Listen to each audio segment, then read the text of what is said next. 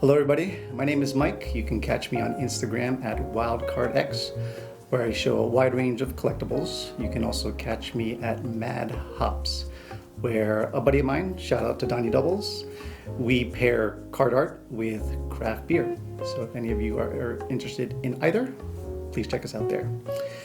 Today's episode, I'm here to talk about Japanese movie tickets. But before I get into that, I just want to give a brief history of my collecting journey. So, very similar to all of you, I grew up in the 80s junk wax era. Then my collecting journey really kind of escalated to the next level when 90s cards came out, particularly basketball cards. But it came to a point where it just consumed me. I needed to take a break, so I stepped away from the hobby, and in hindsight, it was a good decision and a bad decision. Good in that I was no longer consumed by the hobby, but not so good because I missed out on a lot of collectible and valuable 90s inserts. But that actually led to a hiatus where I didn't collect until 2003. That was, as many of you know, LeBron James's rookie year. And I just got back into the hobby to scratch the itch, essentially. I just collected that particular year. Then I actually still had the willpower to step aside from the hobby. Fast forward a few years later, COVID hit. And the COVID boom, also like many of you, was a reason for us to re-enter the hobby. But during that time is when it was very difficult to access new product. A lot of things were foreign to me. I didn't know what the difference was between Panini and Prism, if that was the same thing, if it was different. But the most frustrating part of it all was that I wasn't able to get new product, whether it's on the shelves, at Walmart, Target, any retail store, or even going to your local card store. Paying second-hand markup prices just didn't seem like a logical decision to make then. So I kind of stepped back a little bit to see where I could venture off to. And one thing I connected with were pop culture cards. So I followed this Instagram account where they had a large focus on pop culture cards and collectibles.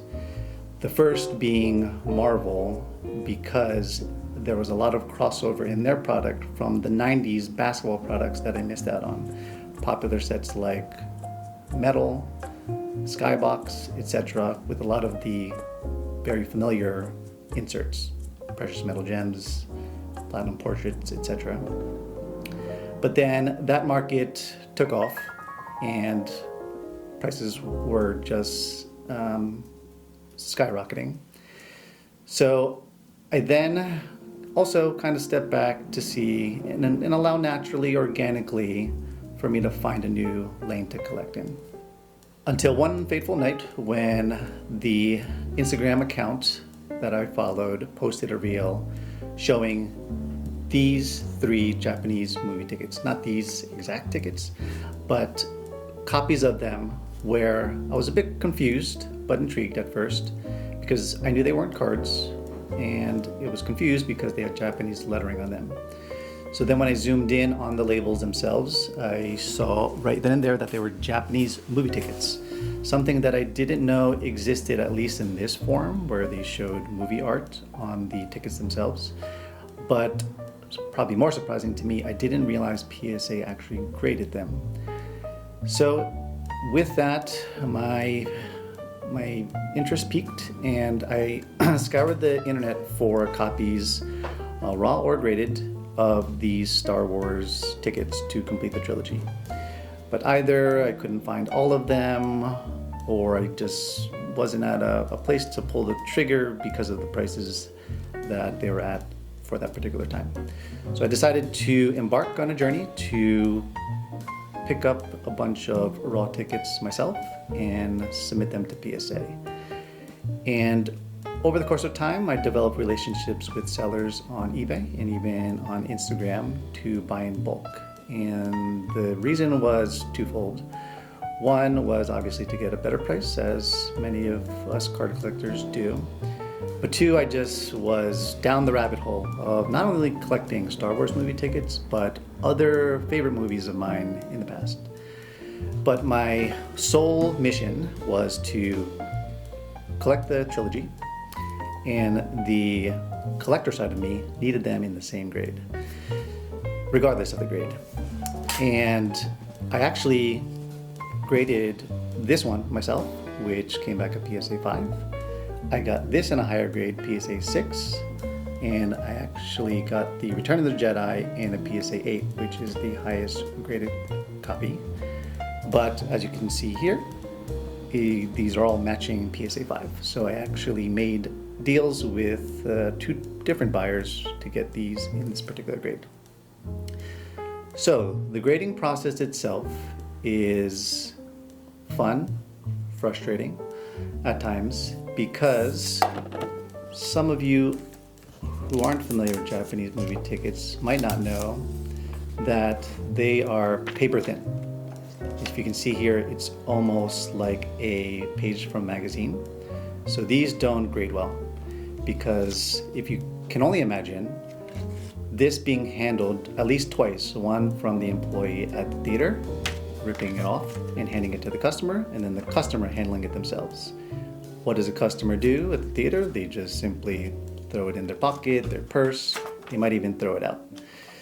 So then you have to factor in this being handled yet another time from the seller, however they acquired the ticket themselves, and then being shipped from halfway across the world from Japan. So unlike cards, there's also no way to clean them. You might be able to buff out a fingerprint or maybe even some fibers that appear on the edges, but with a movie ticket, there's not much more you can do. It's as it is when you submit to PSA. So my experience, I ended up grading over 130 tickets, and the highest grade I ever received was a PSA 8. And that's just a testament to how delicate these are.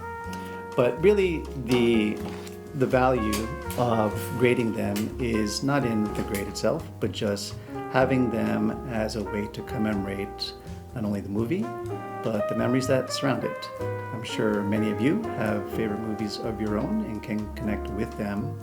And at first sight of any movie ticket, the art itself evokes those emotions. And one thing that also connected me with Star Wars to the Japanese influence was the history of Star Wars and the homage it pays to Japanese culture. This particular ticket here is from the Seven Samurai, and it's a re-release of the original 1954 film. This was re-released in 1972, as you might be able to see from the label here. It is a true pop one. This is the only one ever graded. And I have a bit of a history for this particular film. Fun fact about me, I used to work at Costco wholesale, and the movie table is where I always tried to gravitate and pretend to work. And I came across a copy of Seven Samurai on DVD for the Criterion Collection, which was a director's cut. And during the viewing of it, I actually invited my best friend growing up, who attended the Tisch School of Arts at NYU. As many of you might know, is considered the most prestigious film school in the country. And he pointed out a lot of technical takes on Seven Samurai that George Lucas also made note of, and actually translated that into Star Wars.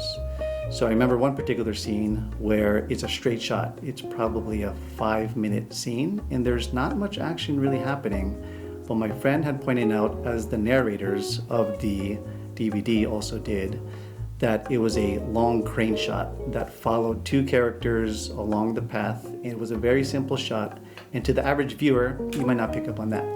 But to somebody who's more technical, like somebody in film school, they just appreciated those techniques of Kurosawa, the director, Akira Kurosawa, of Seven Samurai, which is where George Lucas, in many interviews, has given credit to for not only techniques, but the influence that he had on the writing of Star Wars. So there are two real categories of influences that George Lucas took from Japanese culture that I kind of put into buckets. One is more of the obvious influences from Japanese culture, one being the lightsaber, obviously, that pays homage to a samurai sword. Then there is the armor and even Darth Vader's helmet, which is very reminiscent of samurai armor itself. And then Akira Kurosawa, he's known for making Jedi Geki films, which are essentially time period pieces in Japan, which also are mostly samurai films. Jedi Geki sounds very familiar to Jedi. And Jedi, they live by a code which has a lot of similarities to Bushido, which is the code of a samurai. And those are some of the obvious influences that George Lucas took from Japanese films, samurai themselves. But what most others might not pick up on are the technical aspects of what George Lucas took from Akira Kurosawa's films. One most notable technique is the wipe transition. So in Star Wars films, as they transition between one scene to the other, there's almost a black wipe that goes left to right, right to left, and that is taken directly from Akira Kurosawa's films, which George Lucas incorporated into his own films. In also some interviews, George Lucas mentioned how he was introduced to Seven Samurai by a film buddy of his in the industry. Seven Samurai was the first film that he saw, which then also piqued George Lucas' interest in Akira Kurosawa's films. Another one which he also takes some tips and some influences from are from Hidden Fortress. So that is a movie where the story is told from two of the lowest, say, characters in the cast of that particular world. And when you follow them through the story, they bicker, they kind of fight, they get separated, they get reunited, which is very reminiscent of C-3PO and R2-D2, which are considered as droids the lowest caste of the Star Wars world. And in also that movie, there is a princess where she's a bit of a rebel. She's fighting against Imperial forces. And obviously, that is also an homage to Princess Leia and how she also fights Imperial forces. So some people might not know about how George Lucas took from Akira Kurosawa in this film in particular, and also a reason, subliminally or not, how I instantly connected with these Japanese Star Wars tickets because of the history I had with this particular film and what I knew about its influence on Star Wars. So these tickets, as you can see, are very reminiscent of the movie posters themselves. This Return of the Jedi actually comes in two variations. There's one as shown here with Darth Vader, and the other one is of a lightsaber. New Hope actually also has another variation, which is shown here.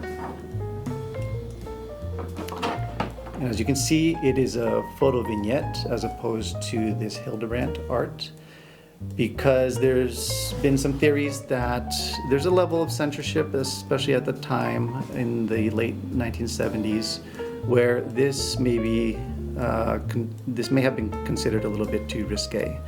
You could see Luke Skywalker, his chest is exposed. Princess Leia is kind of in a not so ideal position or height as compared to Luke Skywalker, and that is what people theorize why this version came out. So this particular variation is not, I'd say, as collectible as this one, just because people are more familiar. But for those that are into Japanese movie tickets, this is a little bit more sought after just because of the variation and probably a little bit more rare than the more common version. And then I am still on a quest to complete yet another form of trilogy of the full-sized tickets.